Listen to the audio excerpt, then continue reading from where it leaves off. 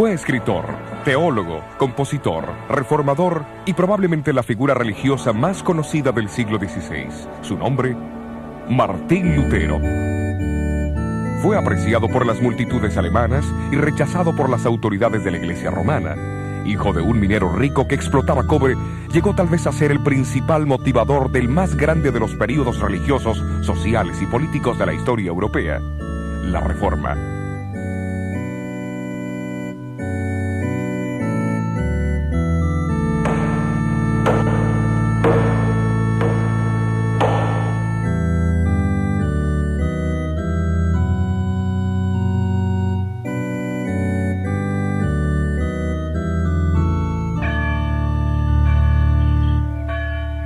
Los europeos que vivieron en el comienzo del siglo XVI probablemente tuvieron poca noción de los cambios que irían a arrasar con los conceptos de la vida medieval. Se estima que el 80% de ellos todavía cultivaban la tierra de la misma manera que lo hicieron sus antepasados por 1000 años.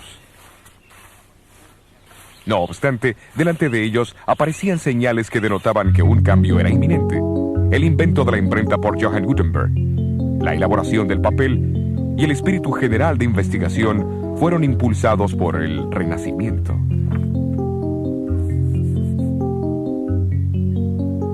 Hasta el año 1450, Europa poseía menos de 100.000 libros. Para el año 1500, el número aumentó dramáticamente a 9 millones de ejemplares. Uno de los mayores resultados de la obra de Gutenberg fue eliminar el monopolio que los ricos y el clero tenían sobre la Biblia. En las manos del pueblo común, las escrituras harían desaparecer la gran oscuridad que envolvía a Europa.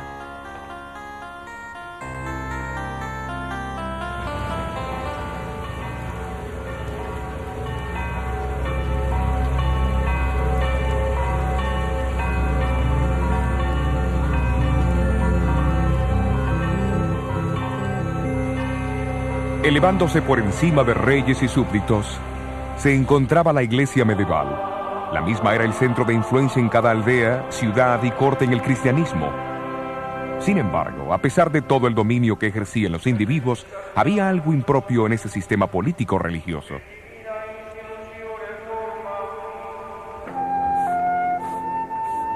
Europa estaba llena de personas pobremente educadas, de sacerdotes y monjes haraganes y amadores de placeres, que se interesaban más en los beneficios personales del sacerdocio y el poder que les confería que el del mismo bienestar espiritual de aquellos a quienes deberían servir.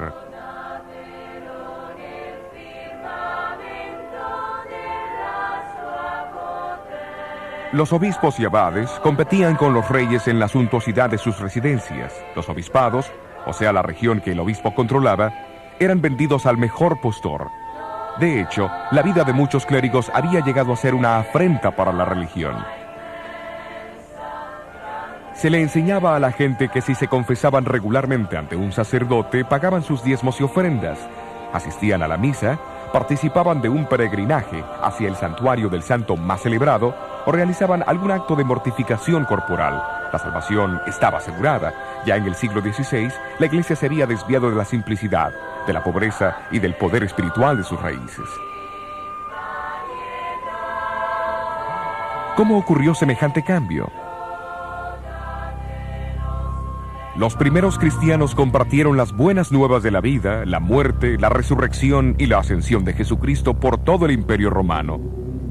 Enfatizaron que la salvación se encontraba solo en Cristo y que era un regalo recibido por la gracia de Dios y la fe en Él.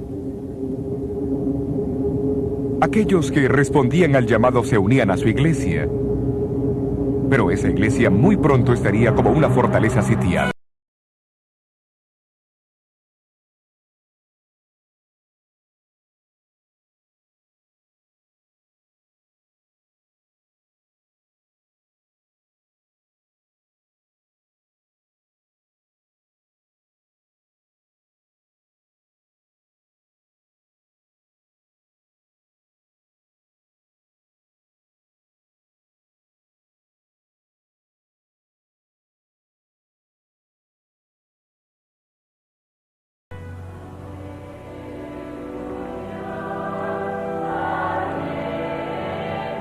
Pero la más grande amenaza vino de adentro.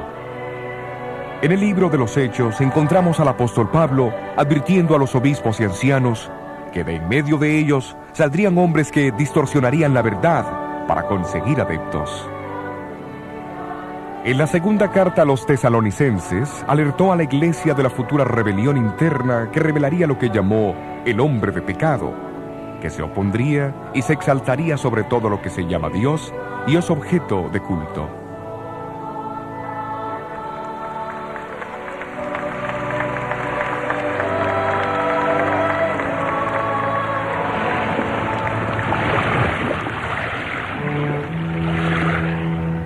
Las advertencias de Pablo se basaban en una profecía del Antiguo Testamento. Siglos antes, el profeta Daniel, en el capítulo 7 de su libro, describió la ascensión de 4 imperios mundiales, simbolizados por 4 bestias que salían del mar. Un león, un oso, un leopardo de 4 cabezas y una cuarta bestia terrible con 10 cuernos. Describió también cómo el cuarto imperio sería el más fuerte de todos, pero que se dividiría en 10 reinos menores. Y de estos 10 reinos menores, representados por los 10 cuernos, en la cabeza de la cuarta bestia, saldría otro cuerno o reino que sería más imponente que los otros. Él mismo haría guerra contra el pueblo de Dios, y hablaría blasfemias contra el Altísimo, y pensaría también en cambiar los tiempos y la ley perfecta de Dios.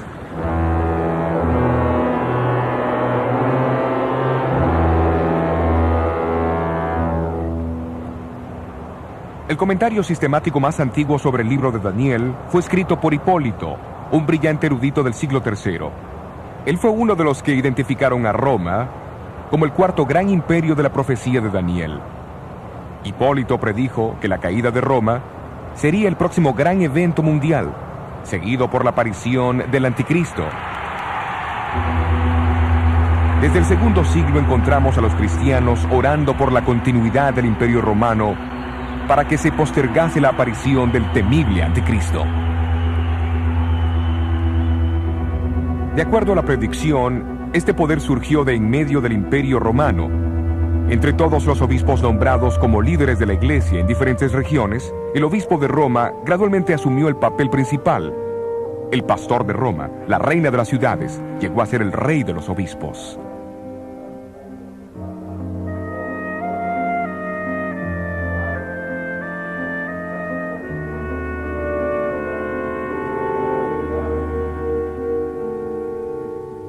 Casi al mismo tiempo, un número de creencias y prácticas entraron en la iglesia, que los apóstoles nunca hubieran reconocido, como la veneración de los ángeles y los santos, el culto a las imágenes y reliquias. La observancia del domingo poco a poco reemplazó la del sábado. Apareció la doctrina del purgatorio y las oraciones empezaron a dirigirse a María y a los santos. La iglesia empezó a enseñar que el pan y el vino de la Santa Cena eran realmente el cuerpo y la sangre de Cristo, haciendo de la misa un sacrificio. La confesión de los pecados al sacerdote tomó lugar de la oración simple y directa del creyente a Dios para obtener perdón. Y la iglesia solamente otorgaba perdón a aquellos que trataban de expiar sus pecados por medio de penitencias.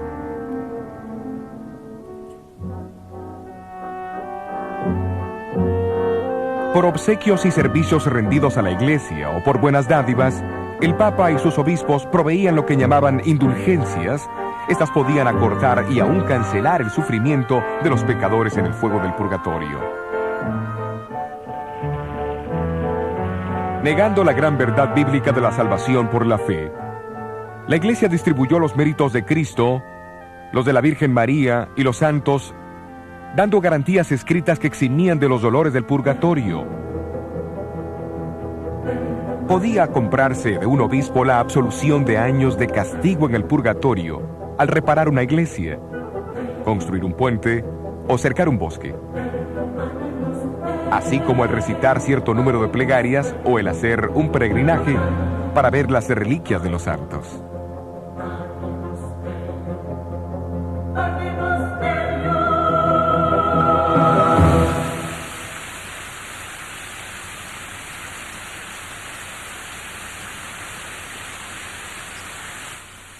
Poco después de la elección del Papa León X, Miguel Ángel presentó al pontífice el diseño terminado de la Basílica de San Pedro en Roma. Y la venta de indulgencias llegó a ser una atracción para recaudar las enormes sumas necesarias para esa aventura. En Alemania, el Papa recomendó las ventas al persuasivo monje dominico Juan Tetzel. La llegada de este monje al límite de Sajonia, cerca de Wittenberg, en 1517, desencadenaría los eventos que sacudirían los fundamentos de la Iglesia de Roma.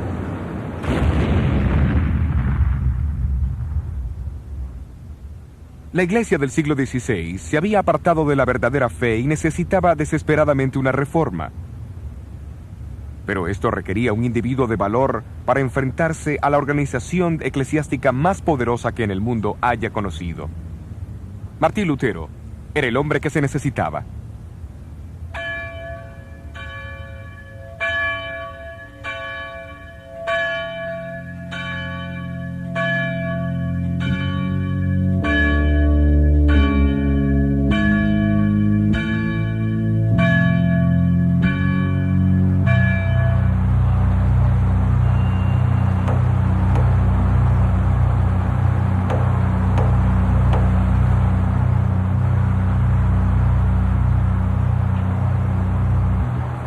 Fue en la víspera del Día de los Santos, octubre 31 de 1517, cuando Martín Lutero eligió clavar las 95 tesis en la puerta de la iglesia de Wittenberg. Su decisión no pudo pasar en un mejor momento, porque el próximo día los peregrinos se congregarían en la iglesia para ver la extensa colección de reliquias sagradas pertenecientes a Federico el Sabio, elector de Sajonia.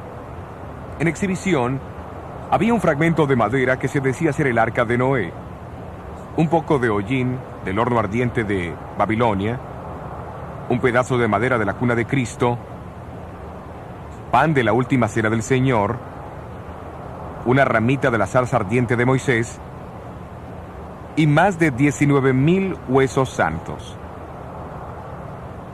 Pero lo más importante era que el solo mirar esos artefactos podía resultar en indulgencias para la reducción del purgatorio hasta 1.902.202 años y 270 días.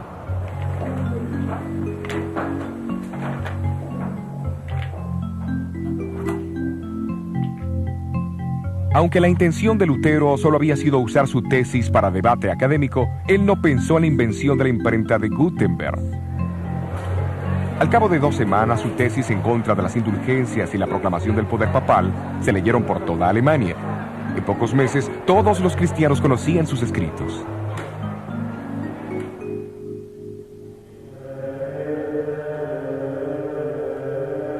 Para Lutero, la mera idea de las indulgencias era repugnante. Después de todo, este inquebrantable monje había llegado a un agotamiento mental y físico por su deseo de alcanzar el perdón de sus pecados. Si alguna vez un hombre pudiera llegar al cielo por su vida monástica, entonces yo ya hubiera llegado. Pero al leer el Nuevo Testamento, él llegó a un descubrimiento alarmante. Fue el descubrimiento de que el perdón de los pecados es un regalo de Dios y no es algo que se compra o se gana. Este reconocimiento de la gozosa verdad de la salvación por la fe llegaría a ser la piedra angular de la Reforma. El concepto hizo que Lutero reconociera que el clérigo nunca podría ser mediador entre Dios y su pueblo, como la Iglesia lo enseñaba y lo practicaba. ¿De dónde emanaron estas convicciones? No fue por los edictos de papas o concilios, sino por el estudio de sola escritura, de las escrituras solamente. Sin embargo, la autoridad papal vio poco mérito en las creencias de este diablo vestido de monje. Se lo excomulgó en junio de 1520 y sus escrituras fueron condenadas a las llamas.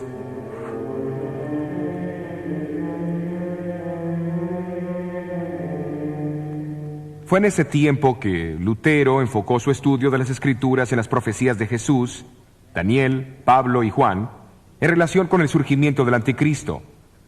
Los capítulos 7 y 8 de Daniel y la descripción de Pablo acerca del hombre de pecado en 2 Tesalonicenses 2 recibieron especial atención. En el año 1521, Lutero produjo su primera obra relacionada con las profecías. Los fundamentos de la Reforma tenían que estar firmemente anclados en la verdad profética. Al identificar al Papa como el Anticristo en 1521, Lutero unió su voz a la de muchos ilustres eruditos de la Biblia que le habían precedido. Hombres como el predicador bohemio Juan Millix, quien 150 años antes había clavado una plaqueta en la antigua catedral de San Pedro, declarando que el Anticristo ya había tomado su lugar en la iglesia. Muy pocas cosas en este mundo son más poderosas que la verdad profética cuando el tiempo de su cumplimiento llega. Lutero, fortalecido por las profecías de Daniel, estaba ahora preparado para su hora más brillante. A fines de marzo de 1521, él recibió una citación del nuevo emperador del Sacro Imperio Romano, Carlos V, para comparecer delante de él en la dieta o parlamento que se convocaría en la ciudad alemana de Worms. Sentado con 3 de sus amigos sobre la paja de un carruaje que le habían prestado, entró en la ciudad donde la muchedumbre les dio una calurosa bienvenida. Me pregunto cómo hubiera sido hoy día. La audiencia iba a tomar lugar en un sitio cercano a la catedral. Lo que fue en una época un majestuoso edificio ya no existe, pero hace 400 años era una estructura de magnífica tal asamblea. Hoy ha sido reemplazada por un jardín, y esta placa marca su ubicación.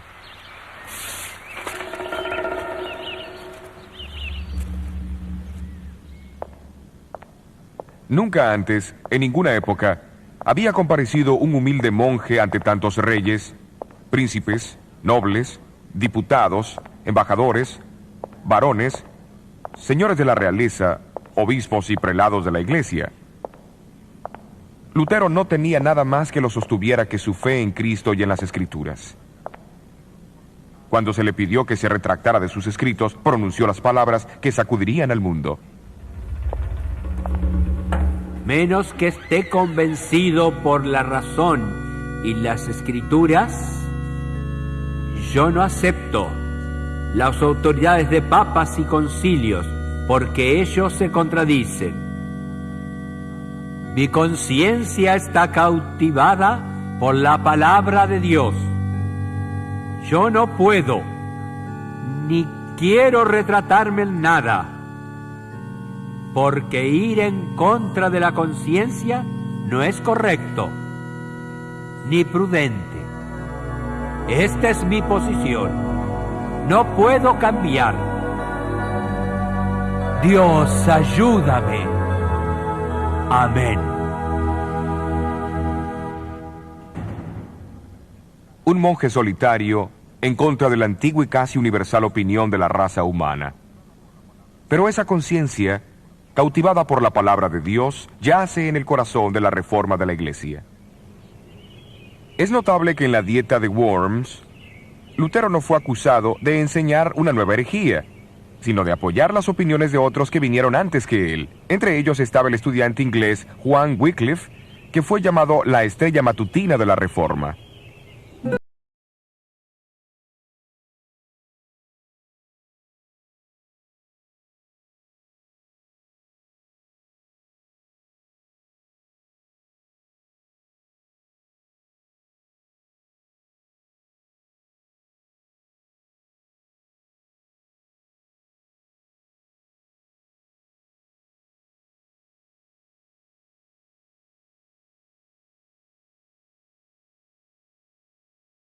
Clericales hicieron que fuese despedido de Oxford.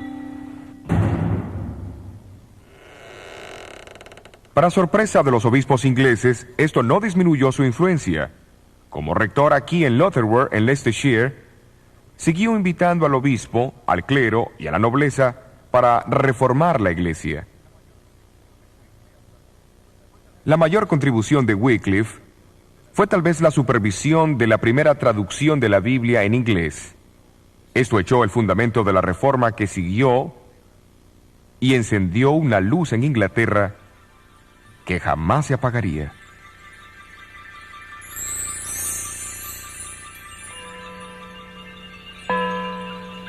Wycliffe falleció en diciembre de 1384. después de haber sufrido un derrame cerebral mientras daba la Santa Cena aquí en su iglesia. Sus huesos fueron exhumados e incinerados unos 40 años más tarde por orden del Concilio de Constanza. Sus cenizas se arrojaron a un arroyo cercano llamado Swift, que desemboca en el río Avon.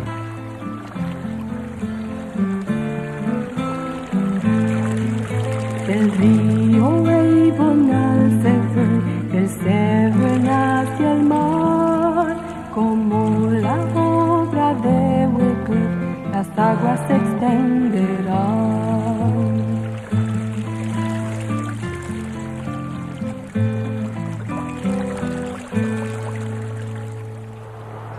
Uno de los hombres en quien influyó la enseñanza de Wycliffe fue el reformador checo Juan Hus. Como Wycliffe, Hus sostenía que el pueblo de Dios no está sujeto a las decisiones de los concilios, pues estos contendían en contra de las leyes de Cristo. Para Hus, la Biblia era la autoridad suprema. En 1412 fue colocado bajo la interdicción real. Hus declaró que le ocurría eso por predicar a Cristo y su evangelio, y denunciar al anticristo. Cuando Hus fue llamado a responder por los cargos de la herejía, el emperador Sigismundo le prometió un salvoconducto hasta Constanza, pero al llegar ahí, fue arrojado al calabozo.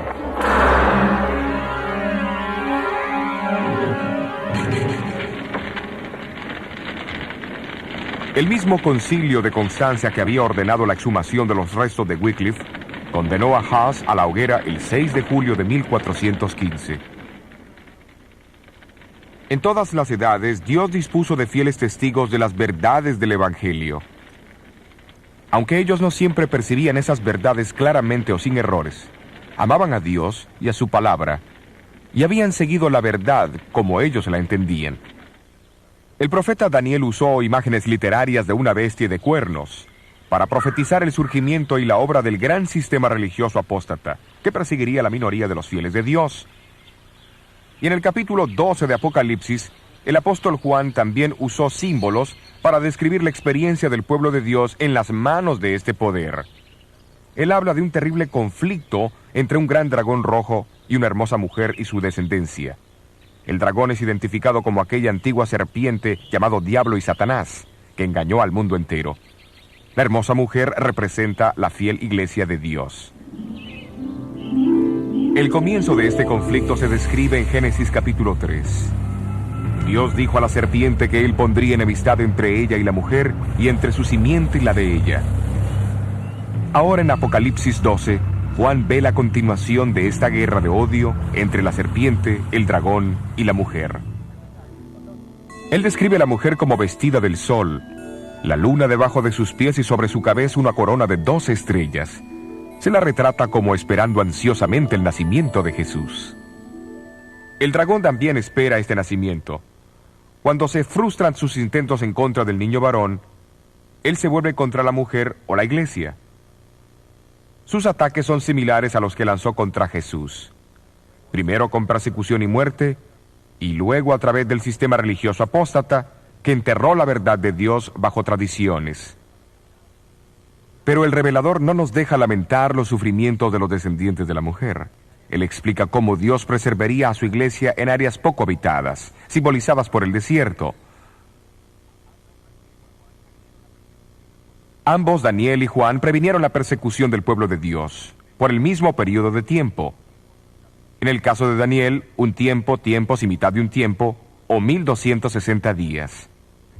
Asimismo, en Apocalipsis 12 y versículo 6 leemos: la mujer huyó al desierto donde tiene lugar aparejado por Dios, para que allí la mantengan por 1260 días. ¿Pero será que los escritores se referían a días literales?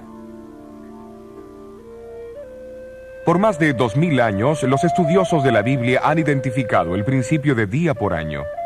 Mucho antes del nacimiento de Cristo, los judíos que tradujeron el Viejo Testamento al griego fueron los primeros en atribuir este principio al libro de Daniel. Desde el siglo XII, escritores cristianos también han identificado los 1260 días como 1260 años. Durante ese tiempo, la iglesia huiría del dragón, pero Dios prepararía un lugar seguro para su pueblo.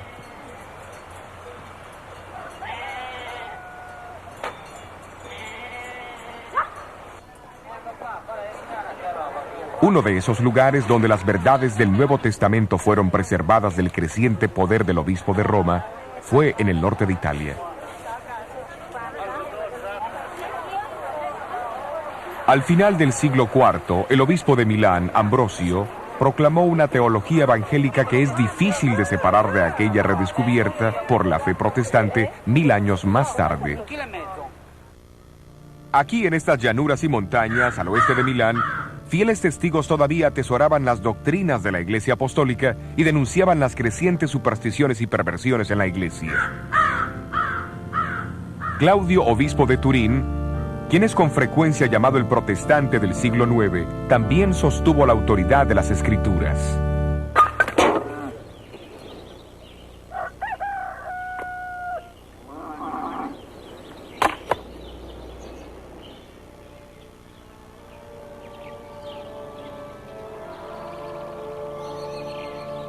Estos cercanos valles y montañas llegaron a ser lugar de refugio para tal vez los más antiguos de los testigos que representaban la iglesia en el desierto, los valdenses.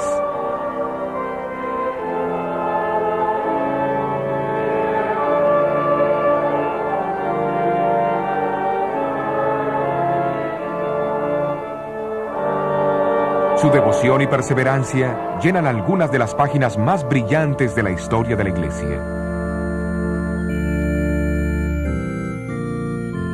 Muchos han mantenido que el nombre valdenses es derivado de Pedro Gualdo, que fundó el grupo Poor Men's of Lyons a fines del siglo XII. Pero la historia demuestra que grupos evangélicos en el norte de Italia sostuvieron las enseñanzas de la Iglesia Apostólica mucho antes de la llegada de Gualdo. Fuera de la sede central de la iglesia valdense en Torre Pellice, se encuentra esta estatua de Henry Arnault, el famoso líder de los valdenses del siglo XVII, o los Vaudois, como se los llamaban. Él una vez dijo de su pueblo: en realidad los Vaudios son descendientes de aquellos refugiados de Italia, quienes después de San Pablo predicaron el Evangelio ahí. Después huyeron de su hermoso país como la mujer del Apocalipsis, a estas montañas agrestes, donde hasta este día han pasado el Evangelio de padre a hijo en la misma pureza como lo fuera predicado a Pablo.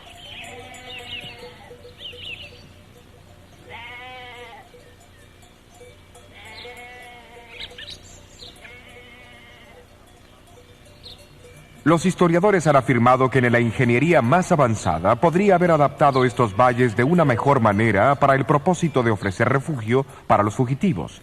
Cada uno se une al otro como una serie de cámaras entrelazadas que como un todo forman una sola fortaleza de increíble resistencia. Y fue a esta fortaleza, preparada para ellos por el mismo Dios, hacia donde huyeron los valdenses durante los 1260 años de supremacía papal.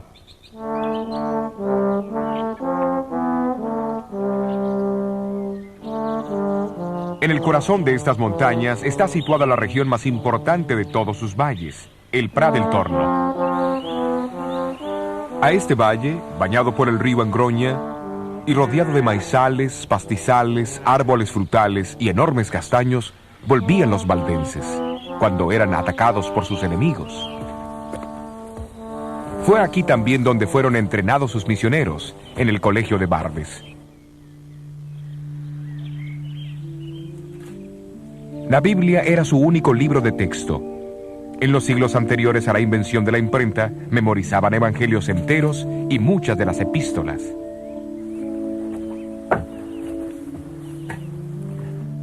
Aquí, sobre esta antigua mesa de piedra, los estudiantes de Barbes tomaban turnos para transcribir las escrituras al vernáculo romántico, puesto que los valdenses fueron uno de los primeros pueblos de Europa que obtuvieron la traducción de las escrituras.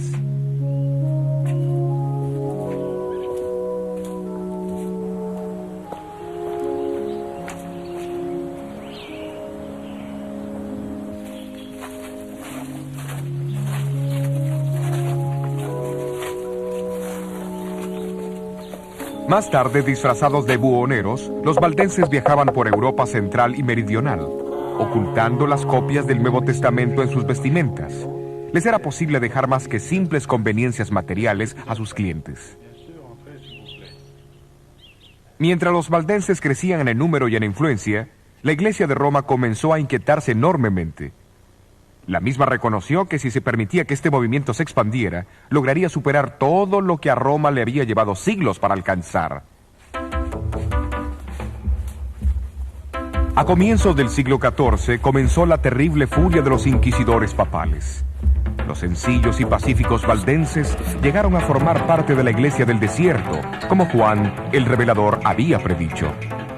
Pero así como en Apocalipsis 12 dice que la tierra ayudó a la mujer y la tierra abrió su boca y tragó el río que había echado el dragón de su boca, así las montañas dieron protección a los valdenses durante las cruzadas organizadas.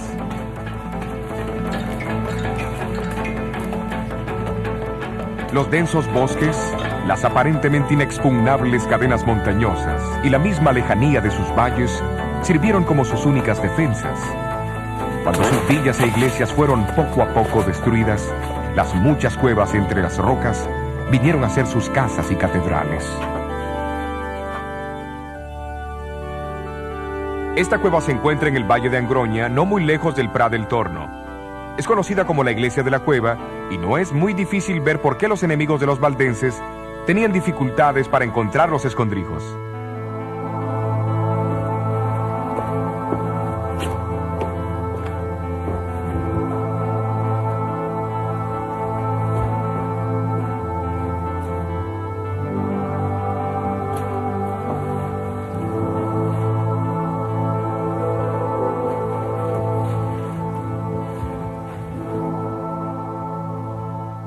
Sin duda fue un tiempo espantoso, pero también de conmovedora confraternidad, mientras los vecinos se reunían de aquí y de allá para encontrar consuelo y seguridad en las entrañas de la tierra.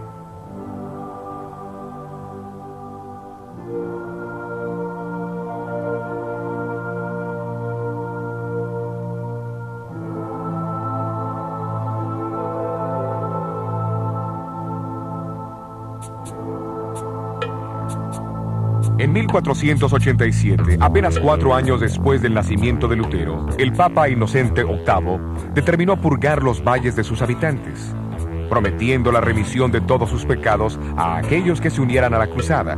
Procedió a formar un gran ejército bajo la dirección de Alberto Cataneo. Cataneo acampó su ejército al pie del enorme Castelluso, cerca de la capital del valle Torre Pellice. Con la esperanza de impedir el desastre, los valdenses mandaron a 2 de sus hombres para encontrarse con él. Si los valdenses habían esperado intimidar a Cataneo con una confrontación directa, la misma fue una subestimación del hombre.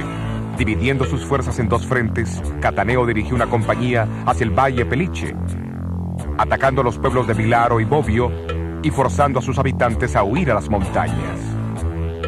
La otra compañía siguió hacia el Valle Angroña a mano derecha del Prat del Torno, donde esperaba unirse con la primera compañía. En aquel entonces, el camino hacia el Prat estaba casi bloqueado por la barricada. Esto era una muralla empinada que cruzaba el valle, y su única entrada era un desfiladero tan angosto que apenas 2 hombres podían cruzarlo lado a lado. Hoy es lo suficientemente ancho como para que pase el tráfico automotor. Aquí en Prat del Torno, los valdenses se reunieron para una resistencia final. Pero antes que lo hicieran, se entregaron a Dios en oración.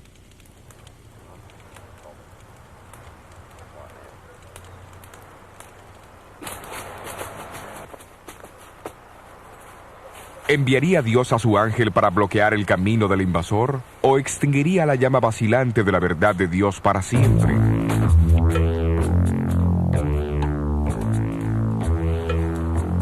Mientras el ejército de Cataneo se preparaba para cruzar el angosto desfiladero, los valdenses notaron una pequeña nube formándose cerca de las cumbres de las montañas. La nube se expandió y se oscureció rápidamente hasta que finalmente cubrió el valle. La densa niebla causó una confusión inmediata.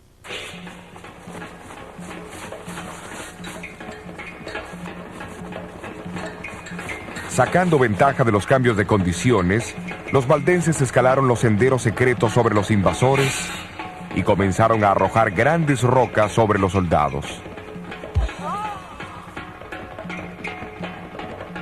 En medio del pánico que cundió, las fuerzas de Cataneo comenzaron a luchar unas contra otras hasta que no quedó ni un solo hombre.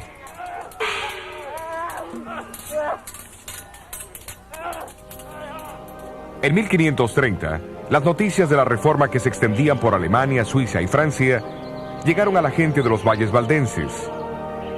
Esas noticias llegaron cuando su estado de ánimo y su número eran bajos, pero al oír acerca de este nuevo ejército de campeones, revivió en ellos el recuerdo de las glorias pasadas. Los reformadores suizos también se regocijaron al descubrir una iglesia bíblicamente firme, con una historia tan prolongada. Se decidió convocar un sínodo general para establecer la relación entre la Iglesia de los Alpes y la Reforma. En 1532, el histórico sínodo se reunió en Champforán, en este campo abierto, no muy lejos del Prat del Torno. Aunque no todos estaban de acuerdo en algunos puntos de la doctrina, la preeminencia de la Biblia fue reafirmada. Los valdenses prometieron ayudar a la Reforma, contribuyendo con una traducción de las Escrituras al francés. La tarea cayó sobre Oliveton, un pariente de Juan Calvino. Era un obsequio apropiado de parte de una iglesia que debía su propia existencia a través de los siglos a la estricta adherencia a los principios básicos de este libro.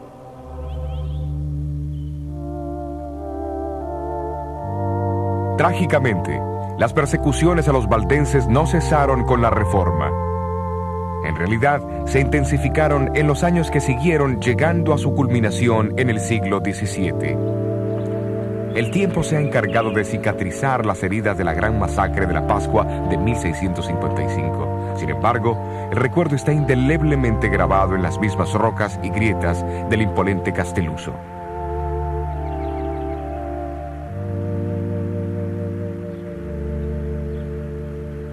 Esta placa indica el sitio de la cueva al pie del Castelluso, que tantas veces protegió al pueblo valdense durante las persecuciones.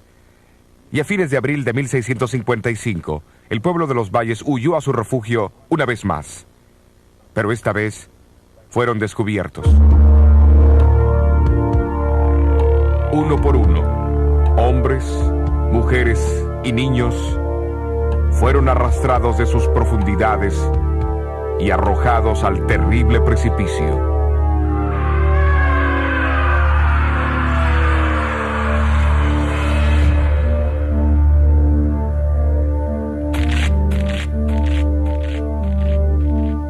Toda la Europa protestante reaccionó con dolor y compasión. El ciego poeta inglés Juan Milton escribió uno de sus más poderosos sonetos en memoria a los mártires del Castelluso. Bendica, oh Señor, tus santos martirizados, cuyos huesos yacen esparcidos por las montañas alpinas, aquellos que guardaron la verdad antigua tan pura, cuando nuestros padres adoraban troncos y rocas, no te olvides. En tu libro graba los gemidos de quienes fueron tus ovejas y en su antiguo aprisco, asesinados por los sanguinarios piamonteses que arrojaron a las madres y sus niños al rocoso abismo. Sus lamentos los valles repitieron a los montes y estos a los cielos.